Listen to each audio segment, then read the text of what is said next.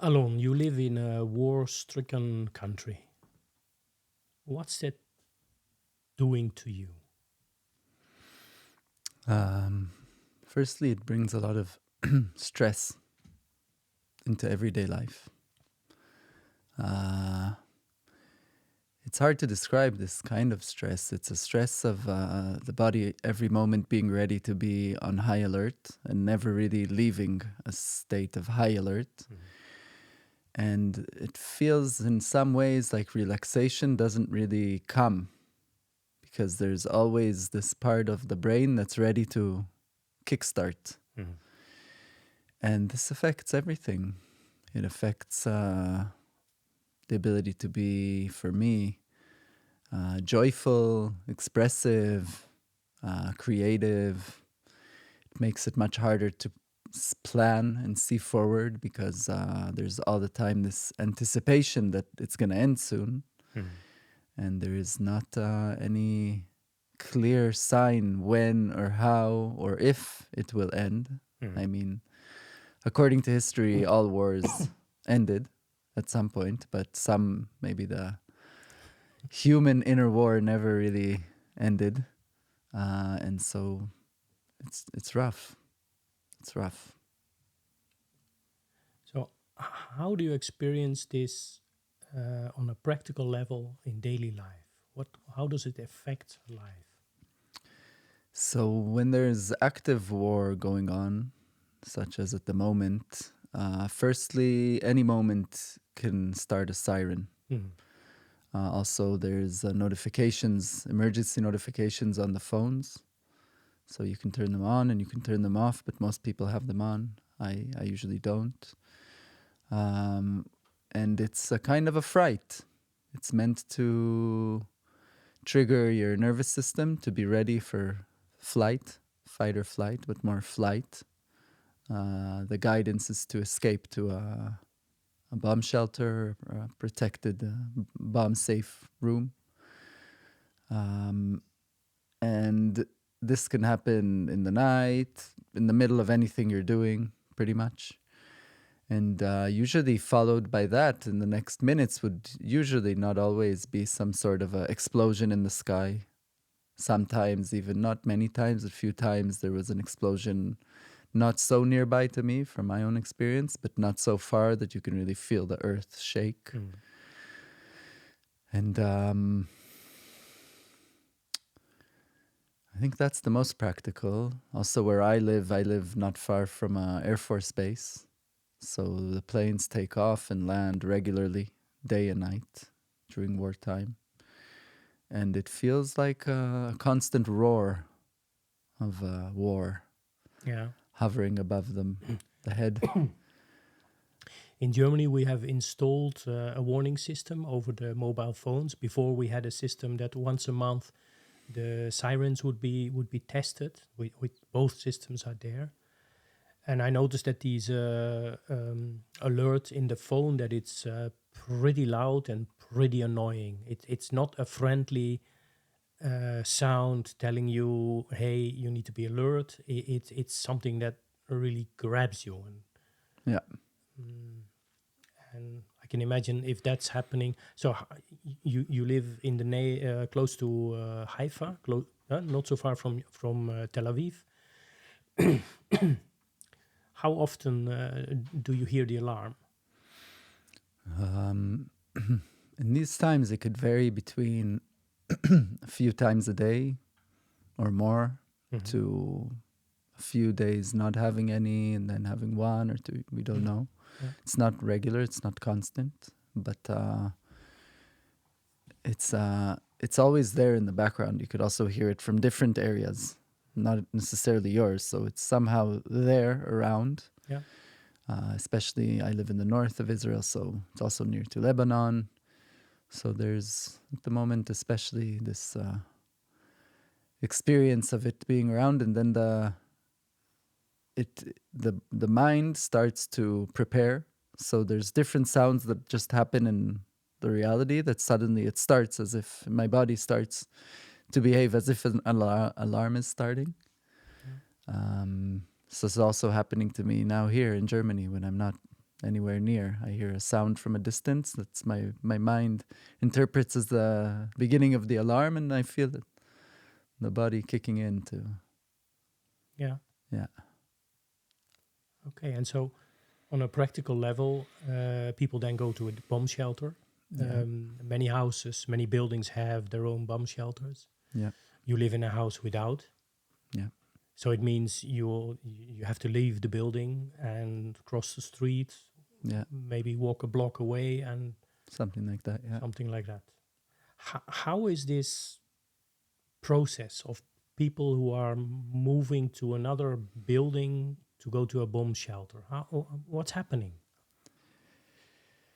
I mean, on a practical level, most people do it with a lot of nerve and try to. Some people run, some people walk very, very fast. And something interesting happens in the situation because I live in a nice small neighborhood, but I don't really know most of the people. It's a bit crowded neighborhood. And suddenly I go to this bomb shelter and I'm sitting in a very kind of intimate situation. It's not intimate because of what we're doing. It's just everybody is securing themselves from a danger. And we're locked into this bomb shelter underground with thin air. And everybody is in there, you know, some people if it's in the night, people are just waking up from sleep with their pajamas. Some people come with a dog, babies, elderly. Most people sit with the phone and wait to be told that it's over and that they can go out.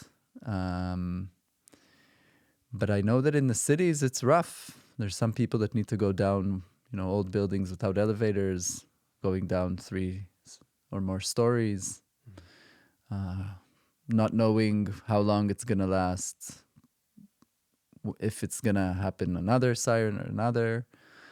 It's crazy. It's a crazy experience. And how is the atmosphere among people? Towards the bomb shelter, in the bomb shelter?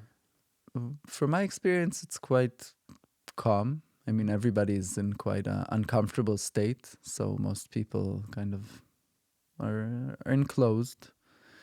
Some places where I live, it seems quite friendly. I mean, I don't try to socialize in that situation much, but it feels like people are humans, you know, in an uncomfortable situation together. Eventually, the extreme situations of life, from my experience, bring out for most people, the humanity in the people, and we're in this together mentality, and kind of let's be hopeful and try to stay positive. So generally, that's the atmosphere, I would say. We met each other 14 years ago when we needed a cook for a retreat, and a friend recommended you. So we have been meeting regularly for the last 14 years. And I've learned to know you as a very peaceful, very kind, serving, spiritual man. What does war do to you? It's a strong question. It's doing to me many things. Mostly it's facing me with real life death situations, questions of if I'm hit by one of these missiles, or if something happens to one of my loved ones, who am I? How will I be? What will be my reaction? How will I cope with it?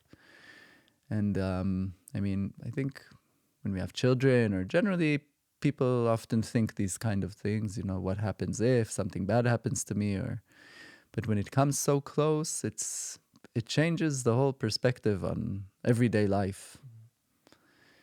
On the one hand, it enhances the ability to appreciate the small things, the everyday things, moments of quiet.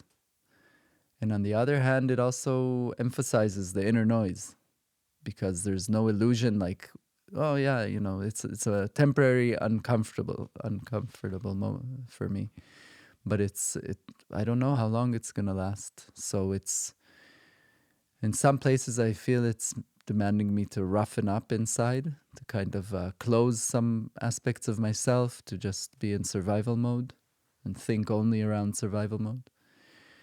But since I grew up and developed a large part of my life outside of Israel and the war reality or the conflict reality. So there's a very dominant part of me that's not completely identified with living in war constantly. So it's not easy. It's a kind of a inner battle I have between this world universal human perspective that believes that with the right intention and energy, we will be going in the right direction. And I have a lot of hope and belief in the goodness of the world and humans. And also a very positive perspective about the outcome of all these processes that we're going through now that are quite harsh and hard and devastating in many ways. But at the same time, being inside of it, it kind of narrows my perspective to the very basic elements of existing and surviving in the body.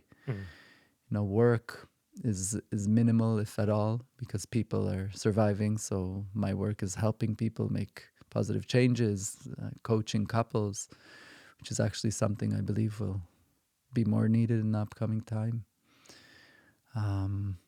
Spiritual teachings. So this is most of my daily work. So it's hard to tell how things will work out. And so it's changing. It's changing me. It's changing me. It's bringing out, it's emphasizing sides of me that I didn't need to really be in most of my adult life. Before we go in detail, there's one thing I can imagine that some people here listening to this talk are thinking, well, war in Israel, how much war do they have compared to Gaza or compared to the south of Lebanon or compared to Iran now, where there is no bomb shelter, where it's incomparably more rough than life in Israel. And I think it's important to acknowledge that before going into, okay, how is life living in much more war than in Germany, but not as much as in Gaza or in the south of Lebanon. We don't have to explain the history of the war. We don't have to come with an answer. That's not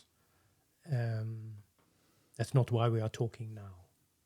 We are talking about you being a peaceful man from your reality, living in a country which is not at peace. And I heard you say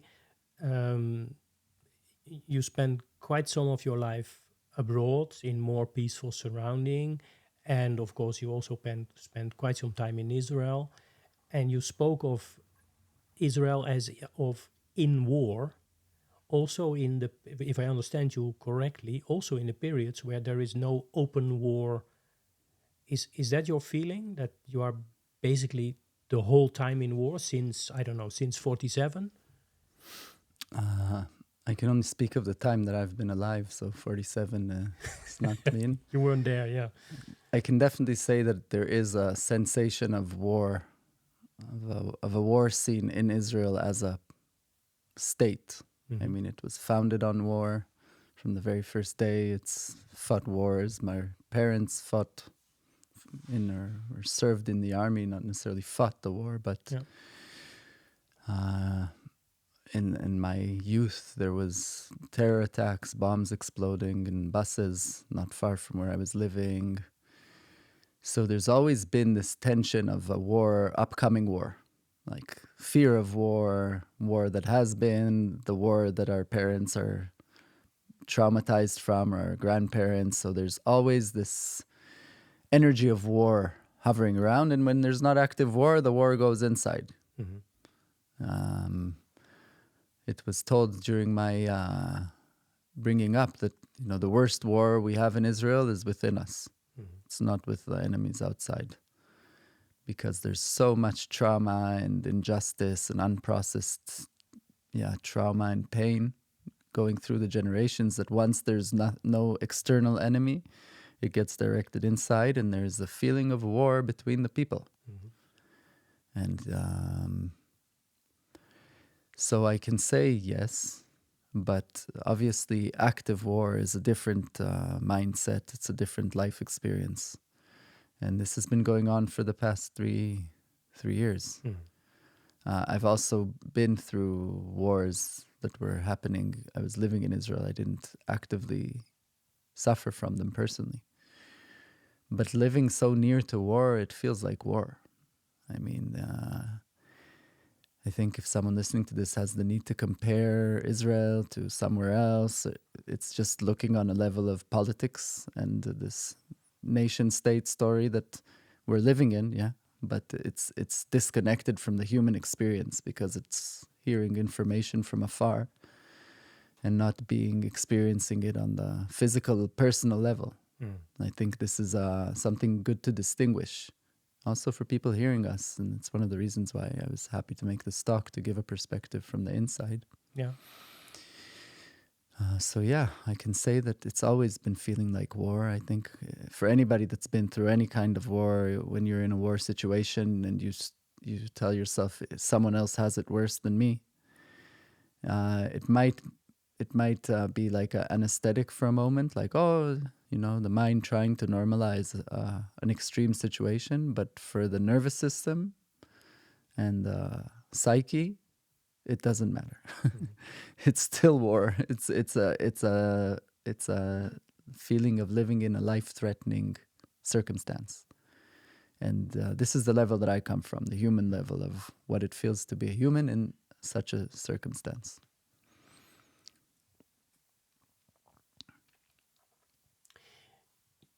You lived a while in Berlin also,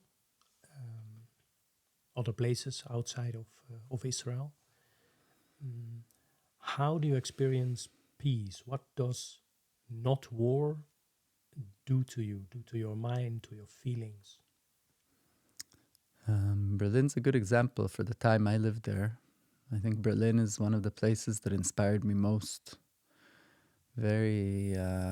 It's a contradiction, because Berlin is one of the places that facilitated war on the highest levels on the one side, but also facilitated, or maybe still in many levels, peace or coexistence on the other side of the contrast. And in my experience of peace is the ability to be next to something or someone different than me, that I might have even fear towards, or negative opinion, or a feeling of not wanting anything to do with this person, or to be near this person, and to be in a environment that I can have these feelings, and it's just a part of being alive. It's not now something that can't exist where I am, or it's not something I need to do anything about externally. But it's this feeling that every person with his different way of being has a place, and still there's boundaries. So there's boundaries of not accepting violence on a deep level, and that's a whole thing for itself. I'm not gonna want to say I have the answers or I hold the key, but I do know what it feels on the inside. And I can imagine I've experienced this in a physical, external reality, and also inside of me. So I can imagine it can happen and exist also in Israel and Palestine.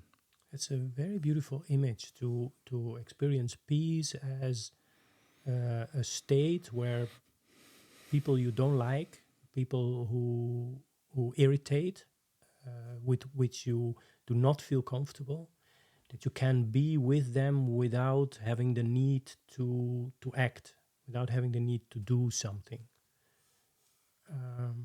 that we can feel comfortable with people being different.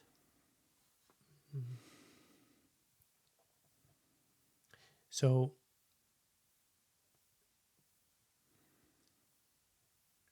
then what happens when you are in a surrounding where the being different becomes an open conflict, and there is an open battle for territory, for setting boundaries, for giving people rights and other people other rights, for being on alert to be able to defend yourself. I visited Israel in 25 last year in spring, and one of the things that I noticed in Jerusalem was that every few hundred meters there is a sign here: this or that man or woman was killed by a gunshot or knife battle. So there is this feeling that the conflict can explode anytime, any moment. These killings were also in time when there was no open war. How can you find peace under such circumstances? Because when I met you, you lived in Israel, and you visit us again and again and again, and I experienced you as a peaceful man. The last 2 years, we met, and I experienced you as a hunted man. The first time after the beginning of the war, I experienced you as very disturbed, absolutely not at ease, much less present, very reactive. So,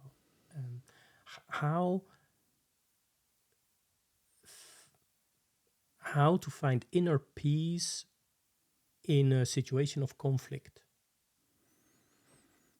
Yeah, that's a very good question. For me, it's always finding a way to give myself a moment to go inwards. So meditation has been a major anchor for me over these years. Major anchor.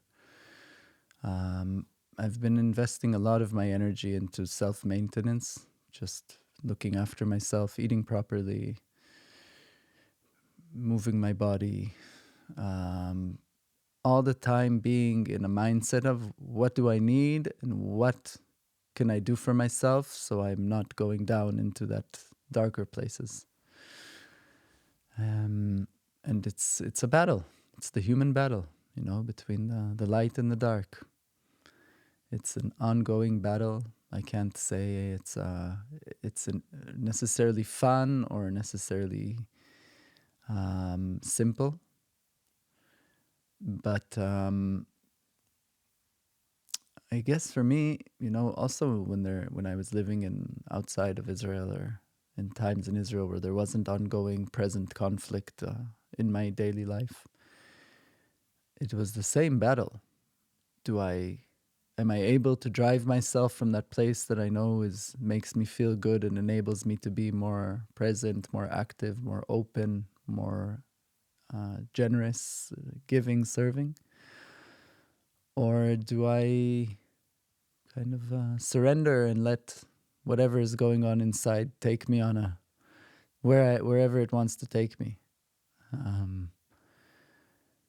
And this is, for me, in my personal experience, the real lesson of this times for me in my life, in these times of war. Because I know that my ancestors went through several different, very hard situations. And I'm here because they somehow survived. And so it's not foreign to my inside, to my DNA, to be able to endure such hardship. My question as a human being that in this time, living in this present, not 50, 40, 60, 100 years ago, is what can I do so the world that I inherit to my children and my grandchildren will not be the same world that I inherited. And so there it sends me to doing healing work on the relationship with my parents.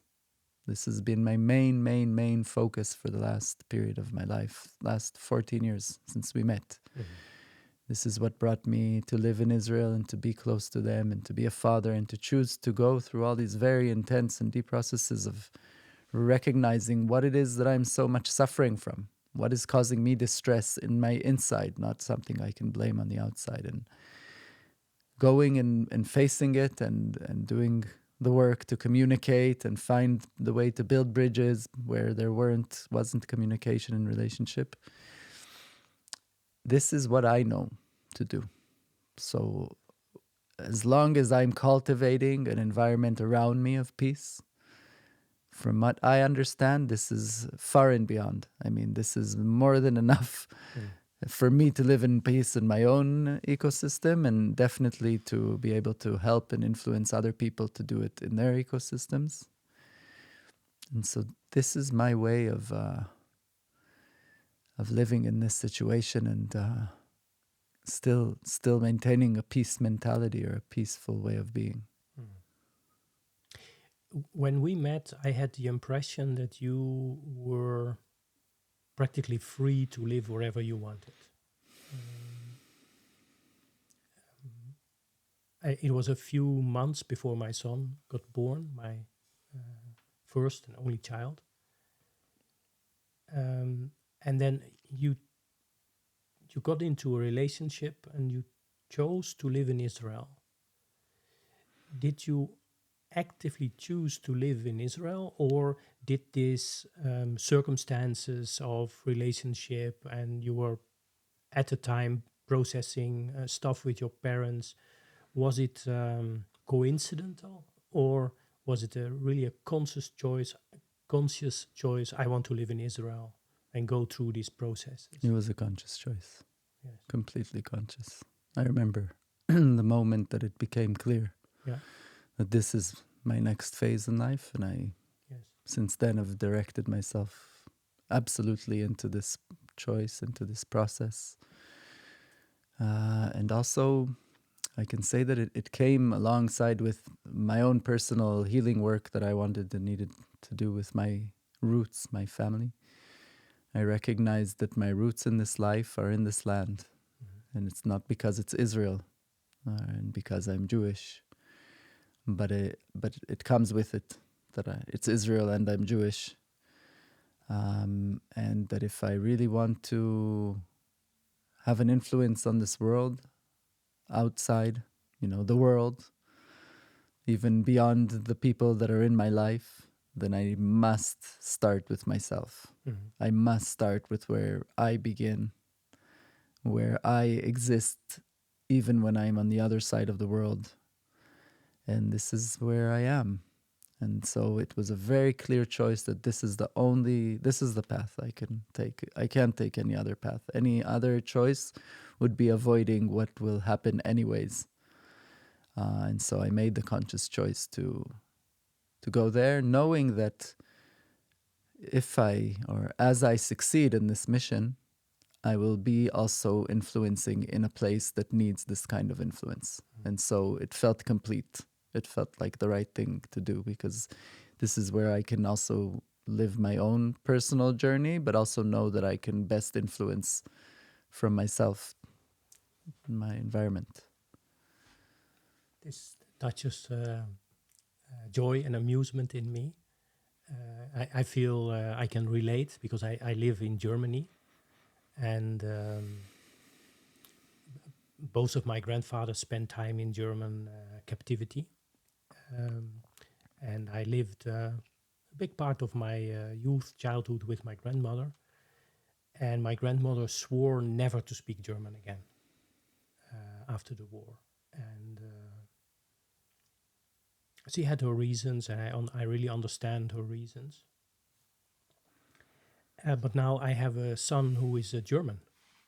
And I have a wife who is a German. And I pay my taxes here, I live here, and I visit the Netherlands. And it feels, when I go deep in understanding what's actually happening, why am I here, it is a process of healing. It is a process of finding ways to heal this common trauma, which is still there, which is still here. Yeah. So what did you choose for when you chose to live in Israel, when you chose to open up for family? I chose to put my roots in the ground and grow something on this particular land where I grew up and developed and became who I am most of my life. Yeah. Also, the only place in the world I can speak my native language. It's the only place. Mm-hmm. I mean, I'm an English speaker because I lived in Canada as a child, but this is the only place in the world where we speak Hebrew. Mm-hmm. So it made most sense to choose to be where I'm most connected. Most of my roots in this life are already existing. And so the choice was to go deep and to face whatever comes, the fears, also fear of belonging, because I grew up in different places. So there's always this privilege of knowing, I can be somewhere else. My father was born in Poland. I got a Polish passport because of that. My grandfather lost a family in Poland, so it kind of feels like making a circle complete to be able to be a part of this and to enjoy the benefits it gives me. My grandmother was German. She fled from Germany to Israel eventually. So coming here is also very connected to my ancestors and my roots. But that's the mother base. And really my choice, my really hard choice was from a place of honoring my parents to be with them in the last phase of their life, to acknowledge the fact that they gave me this life, and in the natural order of things that I believe is what's really running this reality. I want to be there for them. They're not yet, thank God, at the end of their lives, but they're in the direction of their elderly years. So it was very clear to me that this is the right thing to do, to have children in this land that can associate with their grandparents and have them in their life, and then see my parents move on when it does happen. And I don't know what will happen then. The history is being written right now. We really don't know what's going to be the fortune of the Middle East and generally the world right now. From the point of view we're looking at, there's many more unknown than known. I think I answered. So when the conflict with Iran became overt violence with missiles flying back and forth, we met, and I described before, you made quite a disturbed impression. And now you feel much more resting in yourself,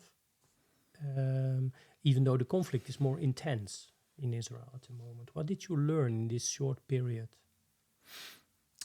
Well, I guess for myself, it was the first time I really experienced an intense moments of conflict, like really felt the fear of death on my body. Yeah.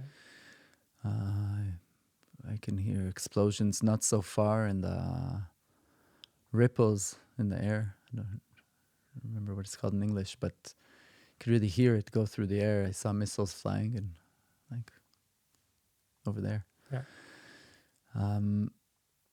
And it was this kind of extreme that I've met in my parents' generation often. It's like they're kind of immune because of the extremities they've experienced.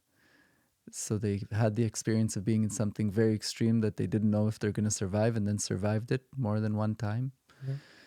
I think this, along with my personal process, which was not necessarily to do with these wars, but things that I went through with myself, it kind of gave me a perspective of, I think also I've been journeying around death, the concept of death, the existence of death for quite some time in my life. I have a thing with death.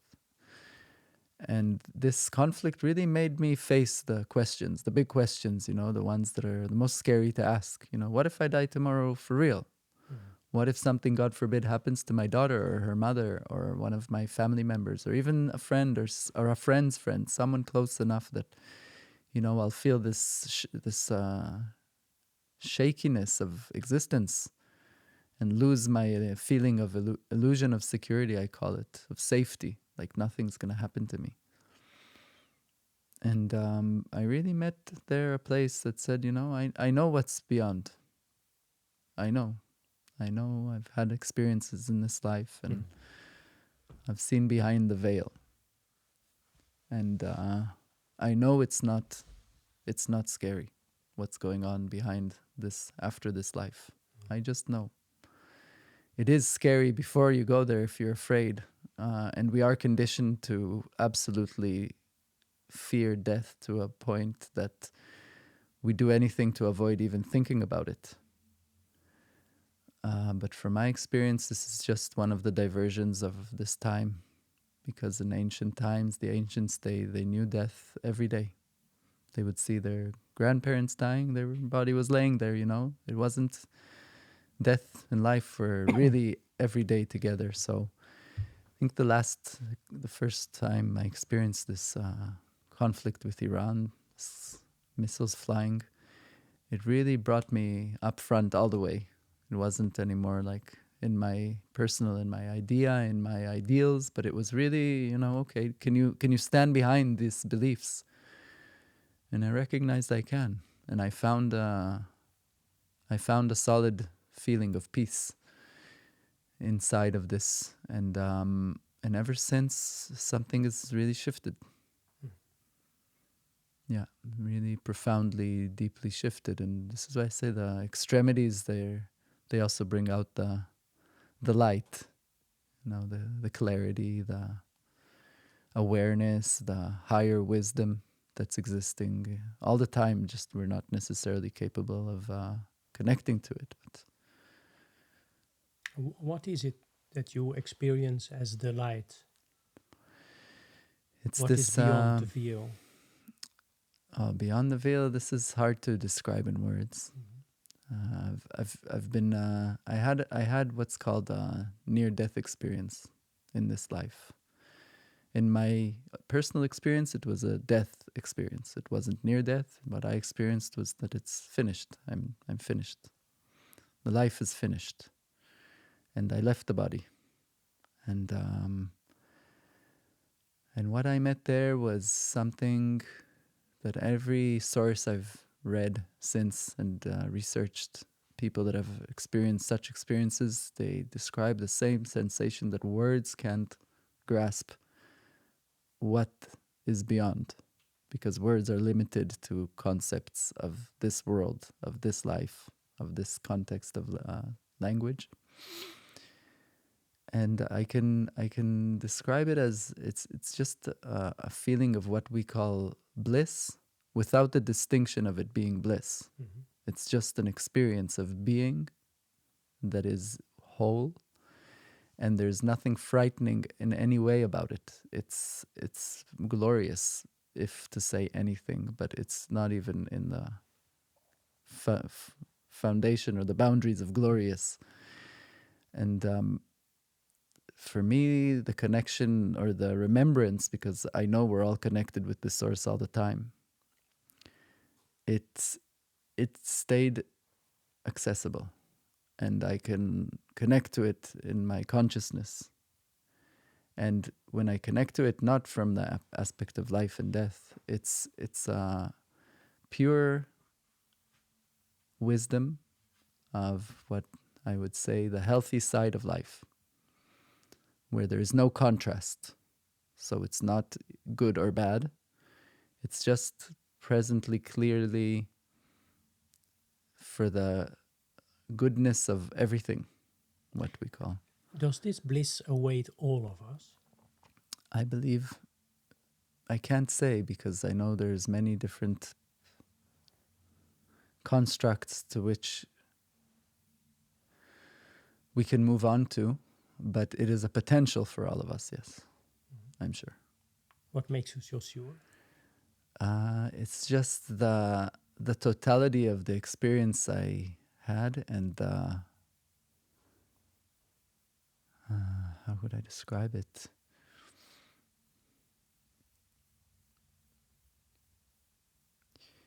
It wasn't a feeling that was disconnected from the feeling of being alive in every moment.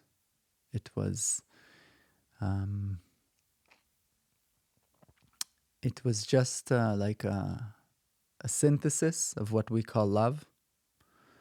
And love, from my understanding, is what nurtures life. Every mother of every creature in this planet, and the earth that nurtures the plants. It's the foundation of absolutely everything that lives. And so this must be the path potentially possible for every existing being. I don't know what, I haven't yet met the force that directs the people, in the moment of release or before, but I do believe completely believe, or in my inside, I know. Did you experience connection with other beings, other people? In this in realm, this state, in this realm? I would say yes, but it's not like we can imagine on a human level of everyday life. It's a different level. If this is the light, what is the dark? It's the forgetting. It's just simply the forgetting of the existence of this light in everything all the time. It's a forgetting, and the forgetting is it's not a natural, or maybe this is a very fine line I'm trying to walk here with words. But the forgetting, it's conditioned. So you need to be born into a reality that there is this forgetting in order to continue it going. And it's a power structure. It doesn't happen in absolute, I don't know if freedom is the word, but it's like when we go to sleep and we're really sleeping. So we're kind of forgetting that we're alive in this body in this moment, and there's something that's holding this living part of us all the time, and we come back to it. And in the forgetting, there is a forgetfulness that you don't remember where you're going back to. And this is conditioned. This is something that needs to be maintained all the time because, for example, a sick person, their body, if allowed, is programmed to heal itself. And if the body can heal itself naturally, so could the consciousness, so could the mind. People have gone through the worst and darkest of human experiences and come out to say, thanks to that experience, I remembered my true nature. And we have so many of these examples. So this is why I'm saying it's conditioned, because a natural baby born into love, he won't tend into this in his... And again, I'm not the master of these things, so I would accept any contradiction in any person showing me something I don't see. But this is, from my life research and my life experience, a truth that I can back in from my own personal experience. So you had this experience before the missiles start flying, and then having this experience, you still got into distress. Yes. What happened? The physical body. It's a mechanism of nature, of survival. Mm-hmm. And it's very strong, and the mind is programmed to protect this body. So once there's circumstances of real life threat, it kicks in. I had this good example a few weeks ago. I was laying in bed in the middle of the night, and I heard the signal notification before the alarm in my daughter's phone go off, which tells you in a few minutes, be ready to go to the bomb shelter if there's a siren. And I was laying in bed and I heard this but I was still half asleep, and I told myself, now let's observe what happens in my body. And I can really feel the cortisol going like someone turned up a dial, and suddenly, and I was awake and my heart was pumping, beating fast. And I was observing. I was laying in bed with my eyes, so just observing how this one sound on the phone made my body react. And it was for me, a very clear example of how these things work, how these mechanisms of fear work. It's meant to turn this on in our body.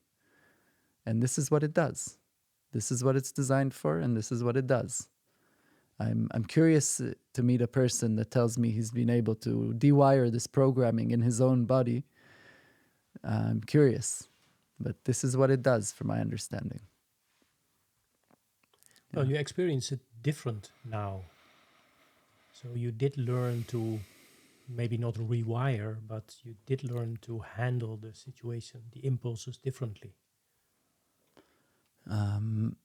I wouldn't say I'm handling it differently on the action level. I don't act differently than I was before, but I am able to keep my peace more when it's happening. And this is really absolutely thanks to the practice of meditation.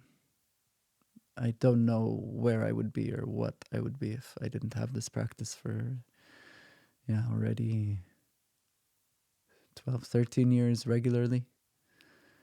The possibility to experience a sensation and observe it while it's happening. Just observe that the action I'm doing is only observing, not reacting from this sensation. It enabled me more than once to experience these moments of alarm and just be. Even one time when I was sitting in the Sangha, there was an alarm going on. And so we were meditating together. And yes, I was sitting there and I was saying, okay, this is the perfect situation. I'm holding this not alone. So I have something to hold on to, that there's other people with me online and in Germany, but still. And I sat there and I noticed all the energy flooding my body. And I said, now I'm going to sit with it. And I saw the whole wave, it's kind of an energetic tidal wave going up my body and making my mind start to think scary thoughts, maybe this and what about that. And then it went down and I sat there in meditation and the birds were chirping and then there was a loud noise and then the stress in the body and then it went down and the birds were still chirping. And I can recognize this whole movement, this whole wave I was just experiencing. It's profound. I don't know. What can I say?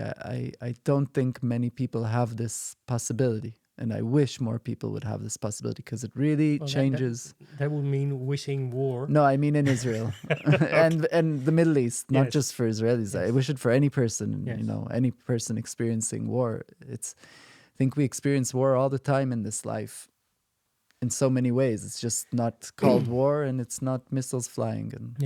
A little bit background information. How precise is this warning system? Because there's missiles coming from well over 1,000 kilometers away. And so they're detected. And some are caught early on. And some somehow come through. And how precise is the warning? Is it a block of houses? Is it a whole city? Is it the whole north of Israel? I know the answer, but I want to hear it from you. How precise is the warning system? Honestly, I don't know. Okay. But what's your experience? My experience is that I've seen many times from where I'm observing when I'm in Israel that there were alarms going on in situations I didn't go to bomb shelter. Yeah. And there was nothing. Even planes were flying in the sky. So from what I understand, it's territorial. And sometimes you don't know why they turned on the alarm. You don't know why. You don't see anything. You don't hear anything. We assume that they were checking it out from afar and they said, this whole area could be affected, so we alert the whole area, and this whole area could be half the country, could be a third of the territory. I don't know. It doesn't feel very precise, if you ask me, but I don't know. And are you obliged to go to the bomb shelter, or are you allowed just to sit it There's out? no enforcement of. There's no enforcement. I think most people, they go to feel safe, Mhm. but there's no enforcement. Yeah. Okay. So you sit in meditation, the alarm goes off, and you observe the whole process. That's happened a few times, yeah. Yes. And it happened more than a few times that I wasn't in meditation. I just stopped and closed my eyes, then noticed my breathing, put a hand on my heart, a hand on my stomach, said reaffirming, reassuring sentences to myself. Yeah.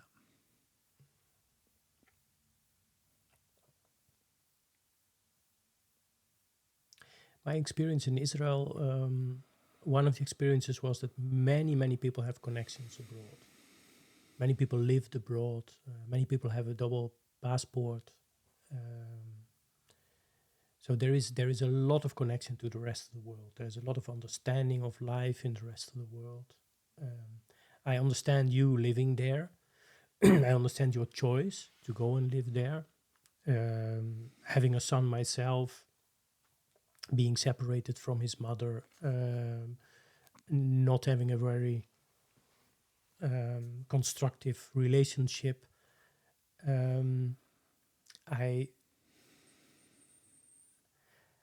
I started thinking when Germany decided to draft the kids. My son is 14, and in 4 years he must fill in some forms, and he could be drafted.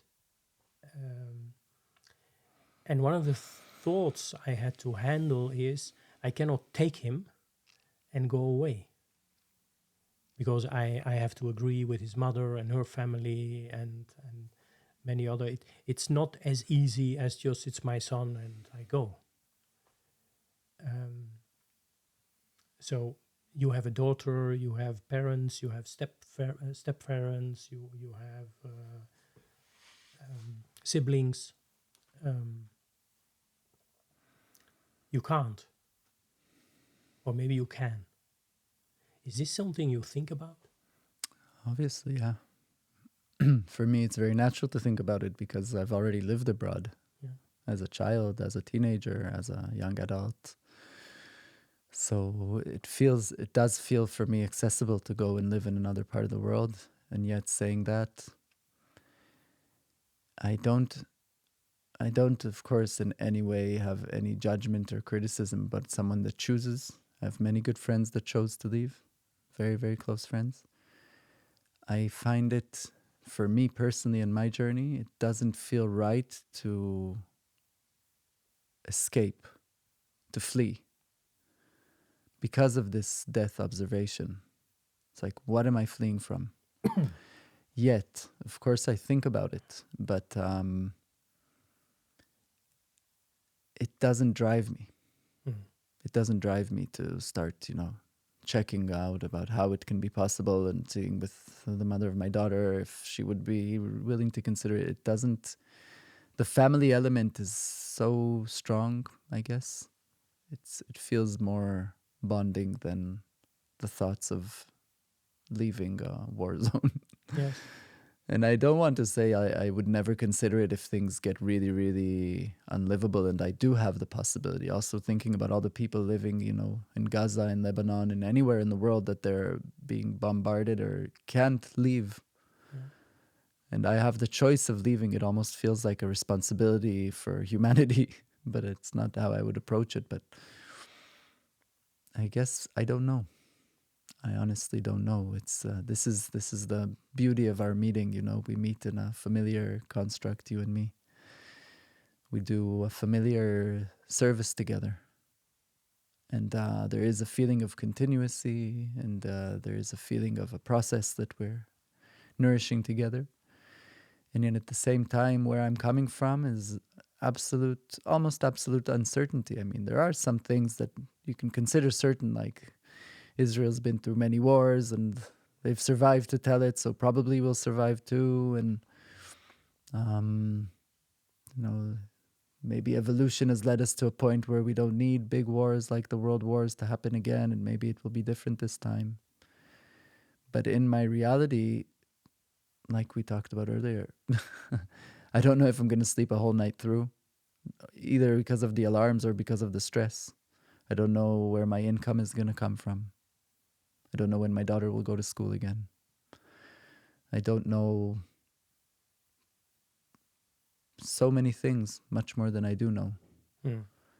So I don't know to say what will be in the future. If it would turn to a ground war, would you take up arms? No. Okay. No. This is my one rule. Yeah.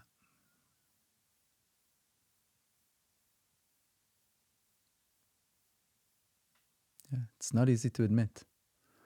Where I come from, you know, guns are being given out more than ever. Yes.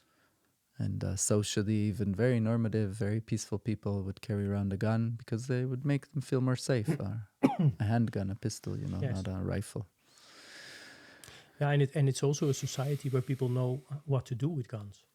Also, and you think the more people with guns, maybe I should have one too, because, you know, why be the one without the gun when so many people around have guns? But I just, it's not an easy path I have in this life, to always be very, very absolutely loyal to my own truth, even when it comes in expense of standing out or being isolated.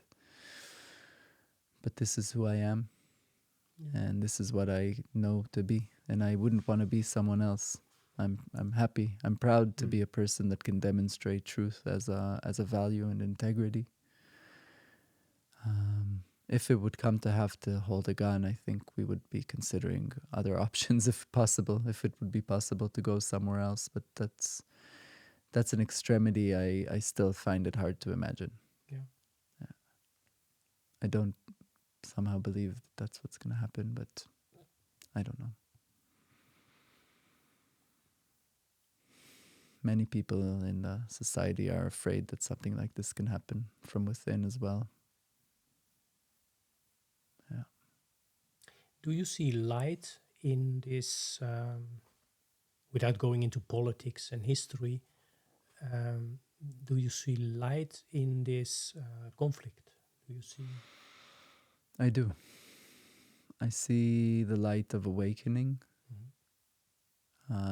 similar to what I described about myself. More and more people reaching extremes and realizing or remembering what is really important in life. Something about the veil of politics and this illusion of all this systematic governance. Something about that kind of losing its grip as awareness grows. I can see light in that. Yeah. Yeah. What does this mean on a concrete level? Where can we where can we see this light? How can we cultivate it? How can we recognize it? In relationships, in our relationships. I think my experience with healing the relationship with both my parents separately, they're divorced. It showed me that, you know, it was easy to believe it's not possible. It was easy for me to believe it's not possible. I had an entire entity inside of me, a whole voice, you know, talking voice, saying why this will not work how I want it to work. And maybe people that I talked about it, maybe therapists that would tell me, you know, you need to accept reality as it is. And I agree with that. Accepting reality doesn't contradict for me with going for your dreams and what you really want to see happen. And so I would say healing relationships with our parents would be the most fundamental, even if they're not alive, you know, like actively looking for healing. This is concrete piecework. This is concrete cultivating light from darkness. Cultivating a remembrance of love in a place where there is a forgetfulness of it. And then in any relationship we have, especially the confronting, challenging ones, using them as the platform for self-development, for self-enlightenment, self-awareness, and on the next level, cultivating bridges of peace and interconnectedness between parts of our community that we feel disconnected from. It doesn't have to be amazing friendship and co-founding an organization. Just being open to smile to that person I don't like seeing. Not even smiling directly at them, just awakening that place within us that can see the humanness and the vulnerability in everyone. And this is daily work. This is, in my eyes, this is what we're asked to do right now. This is how I see it. Yeah. Those are powerful words.